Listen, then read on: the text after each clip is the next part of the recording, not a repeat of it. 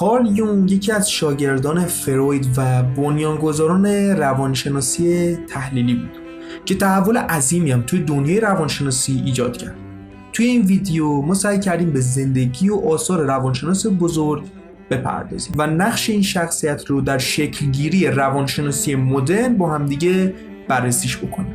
اگر به تاریخ روانشناسی علاقه‌مندین حتما ویدیوی یونگ رو تا آخرش تماشا بکنید، چون ذره ذره ممکن از نکات و مباحث مهمی استفاده بکنید که شما با رد کردن این ویدیو از دستش میدید. و حتما از این بالا میتونید بعد از این ویدیو برید ویدیوی فروید رو ببینید که ما یه ویدیو هم ساختیم مختص فروید و مرور زمان اگر استقبال ها زیاد باشه قطعا راجع به روانشناسای مهم دیگه که نظریاتی در شخصیت داشتن بررسی قطعا خواهیم گذاشت. پس بریم سراغ ویدیو. قبل از اینکه بریم سراغ ویدیو حتما ویدیو رو لایک کنید، سابسکرایب کنید و برامون کامنت بذارید. نظرات و لایک و کامنت شما برای ما خیلی ارزشمنده، به خاطر اینکه با این کار ما هم انرژی میگیریم و همین که توی دیدگاه یوتیوب بهتر دیده میشیم و یه جوری برای ما یه انگیزه که بهتر و بیشتر ویدیوهای مختلف براتون تولید بکنیم.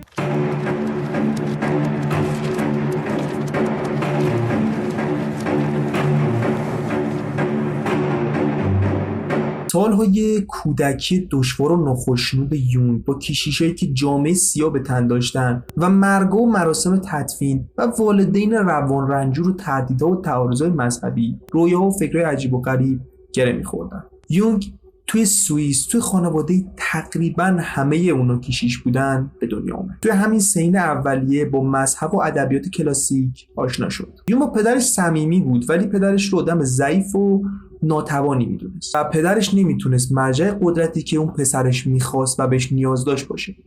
مادر یونگ هم قدرتمند بود ولی خب بی‌ثبات بود، هیجانش خیلی سر جاش نبود، به صورتی آشفته رفتار میکرد و یونگ هم توی کودکی مادر خودش رو به دو صورت آدم‌های متفاوتی که توی یه بدن زندگی میکنن میدونش. همین رفتار عجیب و غریبی که از جانب مادرش بود باعث شدش که توی آینده سوء ظن زیادی در مورد زن‌ها داشته باشه. یونگ همچنین توی زندگی نامش مادرش رو زن چاق و بد اخلاق توصیف میکرد. کارل توی کودکی معمولا تنها بازی میکرد و دوستان زیادی نداشت.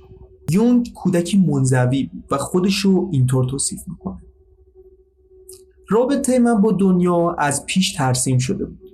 امروزم مثل گذشته تنها هستم. نقش تنهایی و انزوا در نظریه‌های یونگ رو میشه به راحتی مشاهده کرد، به صورتی که به جای روابط با دیگران بر رشد درونی فرد تمرکز میکنه، در صورتی که در نقطه مقابل فروید بیشتر به روابط میان فردی تاکید میکرد. یونگ همچین دیدگاهی رو نداشت. یونگ خیلی با مدرسه حال نمیکرد، اینکه بخواد عقاید شخصی خودش رو بذاره کنار و درسای رسمی و عجیب و غریب رو بخواد بهشون بپردازه ناراضیش میکرد و ترجیح میداد که خودش توی زمینه‌های مذهبی و فلسفی برای خودش مطالعه بکنه و همین هم باعث شد که توانایی رفتن به مدرسه و تمایلش رو نداشته باشه. سالها گذشت و یونگ تصمیم گرفتش که توی دانشگاه بازل رشته پزشکی بخونه و در نهایت تأسف و تأثر و مخالفتایی که استاداش باش داشتن تصمیم گرفتش که توی رشته روانپزشکی تخصص خودش رو بگیره که اون موقع خیلی هم اعتبار و ارزش و اهمیت خاصی نداشت، ولی یونگ باور داشتش که روانشناسی به اون این فرصت رو میده تا با تمایلات خودش به رویاهای فوق بشری و علوم غیبی دنبال کنه. یونگ توی آغاز 1900 توی یه بیمارستان روانی توی زوریخ کار میکرد. وقتی که با دومین وارث زن ثروتمند کل سوئیس ازدواج کرد، کار خودش رو توی بیمارستان ترک کرد و رفت برای خودش بخوره بخواب. اونجا بود که تصمیم گرفت کارش رو توی دانشگاه زوریخ به مقام استادی ادامه بده. یون وقتی که شهرت قابل ملاحظه‌ای رو کسب کرد توی سال 1907 با فروید آشنا شد. وقتی که این دو نفر برای اولین بار همدیگر رو دیدن به قدری همزبان بودن که حدود 13 ساعت بیوقفه با همدیگه صحبت کردن و بعد از اون ملاقات دوستیشون به شدت عمیق شد. اونقدری عمیق باید میشد که فروید یونگ رو توی نامه رسما پسر ارشد خودش معرفی کنه و به عنوان وارث مذهبیش انتخابش بکنه. وقتی که فروید برای یونگ نوشابه باز کرد، یونگ هم براش 2 برابر نوشابه باز کرد و توی جواب نامه‌ای بهش گفتش که لطفاً به من اجازه بدید که من شما رو دوست خودم ندونم، بلکه شما رو به عنوان یک پدری که پسرش داره بهره میرسونه در نظر بگیرم. اما برخلاف نظر فروید، یونگ طرفداری نبود که از دیدگاهش انتقاد نکنه. یونگ صاحب نظر بود و وقتی که یونگ شروع کرد به ابراز عقاید خودش تو سال 1913 کلا روابطشون با هم دیگه قطع شد. طبق گفته یه سری از منابع، یکی از اون علتایی که اینقدر یونگ با نظریه‌های فروید مشکل داشت و نقدشون میکرد، علتش این بودش که فروید اون شکلی که از یک شخصیتی که در دوران نوجوانی قصد داشته که به یونگ کنه رو، اون صورت فروید وایب به یونگ میداده. به خاطر همین همچین حسی داشت و نسبت بهش منزجر و مایوس بود. تو همون سال یونگ دچار یه واقعه روانرنجوری شد که حدوداً نزدیک به 3 سال هم ادامه داشت. اون معتقد بودش که در معرض خطر قطع تماس با واقعیت قرار داره و افکار خودکشی دائما به سراغش میاد. به خاطر همین موضوع همیشه تپانچه‌ای رو کنار تختش گذاشته بود و گفته بودش که اگر بخوام احساس بکنم که به نقطه‌ای برسم که دیگه نمیتونم برگردم، قطعا از این تپانچه استفاده میکنم. باقی عمر طولانی یونگ از لحاظ شخصی و حرفه‌ای ثمربخش بود، اگرچه رفتارهای عجیب و غریب خودش هم ادامه داد. یونگ تو 85 سالگی عمرش از نظر پژوهش و نگارش دستاوردهای زیادی رو کسب کرد. کتاباش معروف شدن و روانشناسی تحلیلی یونگ روز به روز طرفدار جلب کرد و در نهایت یونگ تو تاریخ 6 ژوئن 1961 تو 85 سالگی تو سوئیس به علت کهولت سن درگذشت. خب حالا که تا اینجا اومدیم برسیم به این موضوع که نظریات یونگ چی بودن و یه سری از اون نظریات خیلی ساده و دم دسته یونگ رو با هم دیگه بررسی کنیم که یه مقدار بیشتر با این روانشناس مدرن آشنا بشیم. از نظر یونگ کل شخصیت یا روان از چند نظام یا ساختار مجزا تشکیل شده. در از خودی که یونگ ازش صحبت میکنه یه آگاهی که ما از خودمون داریم و مسئول انجام دادن فعالیت‌های عادی در زمان بیداری ما. یونگ اعتقاد داشتش که خیلی از واکنش‌های ادراکی ما در واکنش‌هایی که ما به محیط به وسیله نگرش‌های ذهنی متضاد انجام میدیم. دقیقاً همون چیزی که توی نظریه‌های مختلف راجع به برونگرایی درونگرایی می‌خونید دقیقاً نظریه یونگه. کسی که انرژی خودش رو از درونش داره استفاده میکنه درونگرا هستش و لذت میبره از تنها بودن و اون انرژی لازمه اجتماعی خودش رو از درونش میگیره و نیازهای خیلی محدودی نسبت به اجتماع داره. اما دقیقاً برعکس این موضوع رو یک فرد برونگرا داره و این شرایط رو یک فرد برونگرا متفاوت از یک فرد درونگرا تجربه میکنه و یونگ دقیقاً راجع به همین مورد صحبت میکرد و اون نظریه معروف نظریه یونگه. یونگ در اصل ناخودآگاه و ناهوشیار رو به 2 تا بخش تقسیم کرد: ناخودآگاه جمعی و ناخودآگاه فردی.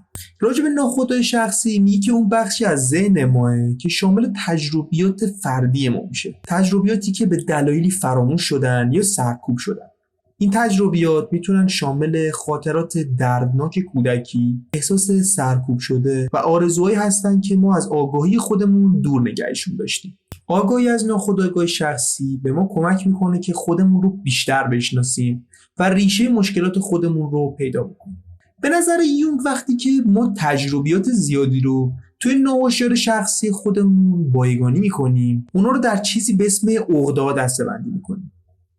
این عقده‌ها جوهر یا الگوی هیجانات و خاطرات و ادراک و امیالی هستند که پیرامون موضوع مشترکی سازمان گرفتن. مثلا وقتی که میگیم که یه نفر عقده قدرت داره، یعنی که اون فرد اینقدر دل مشغولیش موضوع قدرته که روی رفتارش هم تاثیر گذاشته. بعضی از این عقده‌ها هم میتونن مضر باشن و بعضیشون هم میتونن مفید باشن. میگه که عقده‌ها نه تنها از تجربیات کودکی و بزرگسالی بلکه از تجربیات نیاکان ما هم حتی میتونه سرچشمه بگیره. پس چه بهتر که الان بریم سراغ ناخودآگاه جمعی. همینطوری هم که بهتون گفتم یونگ معتقد بود که علاوه بر ناخودآگاه شخصی یه ناخودآگاه دیگه هم وجود داره که بهش میگن ناخودآگاه جمعی. ناخودآگاه جمعی اون بخشی از ذهن ماه که شامل تجربیات مشترک تمام بشریت از آغاز تاریخ تا به امروزه. یعنی ما انسان‌ها به صورت ژنتیکی با یک سری الگوهای فکری، احساسی و رفتاری مشترک به دنیا میایم که این الگو در طول تاریخ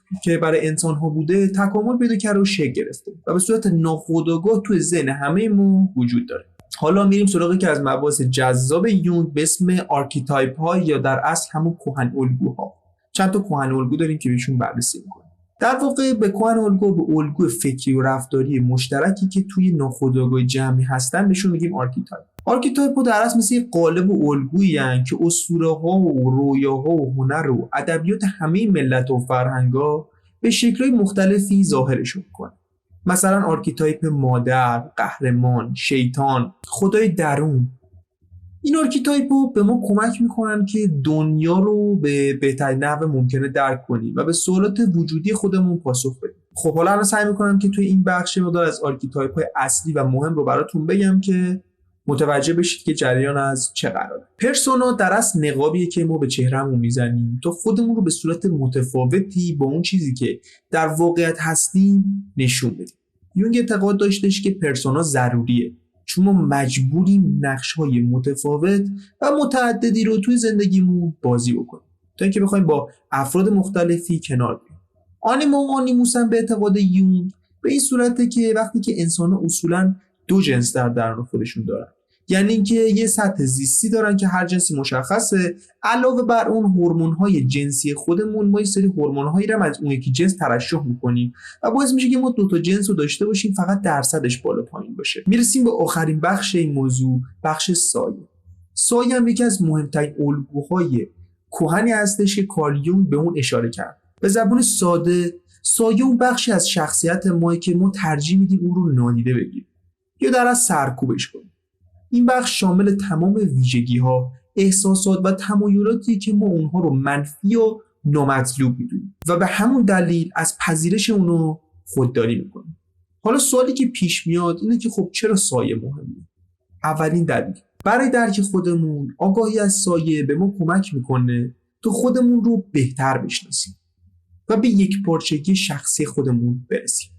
دو، رشد شخصی. با پذیرش سایه ما میتونیم از انرژی و خلاقیت‌های اون استفاده کنیم و به رشد شخصی دست پیدا بکنیم. سومی، بهبود روابط. آگاهی از سایه به ما کمک میکنه که روابطمون با دیگران رو بهتر درک بکنیم و مشکلات ارتباطی خودمون رو حل بکنیم. خب دوستان، این بود از نظریه کارل گوستاو یونگ و زندگی نامه پرفراز و نشیبه. اگر از این ویدیو خوشتون اومد حتما این ویدیو رو لایک کنید، سابسکرایب کنید، برای دوستاتون بفرستید و توی کامنت ها برامون نظرات خودتون رو درباره این روانشناس و درباره این ویدیو برامون بنویسید. مرسی که این ویدیو رو تا آخرش تماشا کردید. تا دیدار دیگر، بدرود.